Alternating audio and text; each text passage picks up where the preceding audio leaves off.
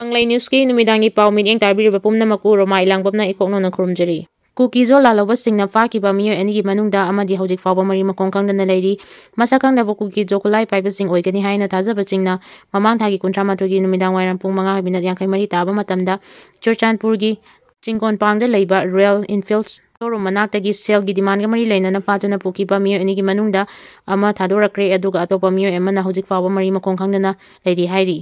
Hiramasi matangda pause fangba paun hai sakangda bakulai paiba singna faduna pukiba miyoy ani adugi manungda Churchandpurgi Tuibong Jion Beski Kalpilan Elais Lalboy Sei Kuntraomdoi apokpa Lanmin thangdi haukiba ningthogaba numitki numidangda Churchandpur districtki mafam amada sakangda basing aduna tekta kaidana thadorakibani aduga mahaka puna faminakiba Bihardagi haujina Churchandpurgi Bungmol Village da leiba Mr. Chandan Kumar Chahi Kunmanga apokpa Hari Sai hojik fawba thiba kangdana leiri tawdok adugi matangda thiba kangdana leiriba Chandam Kumar gi mache Priti Kumar na tha asigi amada Churchandpur police ki oshida aiba cherol ama pisilakpadagi police na case ama lokhatuna thibagi thabak chathakibani hairi. KCP MC Progressive tagi update khal lokachage BJP state spokesperson gi matakta athing batham lei KCP MC Progressive BJP gi spokesperson Mayang Lamam Suresh TV discussion amadi public platform chingda thokpada athing batham lei print and electronic media singna so hairiba miyoy asibu miya mangda puthopirakanu machin thiba Manipur article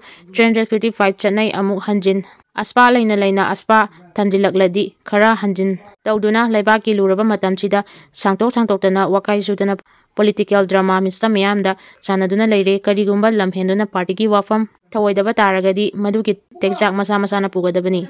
BJP ki lengak manungda chauna ungkanaba leirabra CM Biren yauna minister MLA sing Delhi da ngasi paishinkre thaje ki tang 10 dagi haugadoriba 12 suba Manipur Legislative Assembly ki 3 suba Mipangi Maoinana Assembly ki Speaker TS Sajaberta Manipur ki Governor Ajay Kumar Bala BJP lengak ase ki Minister N Biren amadi MLA sing Delhi da matang paishinkre tongan ba sourcing dagi pause asina pangba paugi matung ina ngasi nungtil pung 1:55 chatpa matamda Indigo flight ta Minister N Biren Power Minister tongan bisorje CSF and PD gi Minister Lesang Tem Susindro Work Minister Govindas 1000 Langthabal AC gi MLA Karam Chiam Lamlai AC gi MLA Khongman Tabam Ibomcha Paso AC gi MLA Kunjakesor amasung Kumbi AC gi MLA Sanasam Premchandra New Delhi gi dama paishinkre adum oinama makoi gi khongchat asigi political gi oiba thabak thorangini haiba chapchaba khangdrabasu thajaba yaba pawgi hojik pangthokliba kumba mela asigi manung channa hayeng kumba sports saudokpada saru yanaba Union Home Minister Amit Shah na khanghalakpadagi chatpani hairi loinana Home Minister ga unaraba yabagi oithokpa leibana hayeng Imphal da halakani hairi. Amaromda miyamna nimpu ngangnarambadagi tasengna thoklagadra haiduna hena mapal thokna ngangnaragliba assembly mipangi mamang manung natraga manunggi BJP gi lengak asida ahongba leirakadra haina khutektuna panabasu yauri panba yabadi mamang chahi 2024 gi December 4 amasung chahi asigi January 23 da Speaker Thokjom Sajebartana Union Home Minister ga unakibagi matungina ngarang amuk hana New Delhi da changsinkibani Speaker da natana Governor Ajay Kumar Bala su New Delhi da paishinkibani adugi matungda tha asigi ahomda Manipur lengaki Mahut Minister Yumnam Khemchandchu New Delhi da changsinkibani.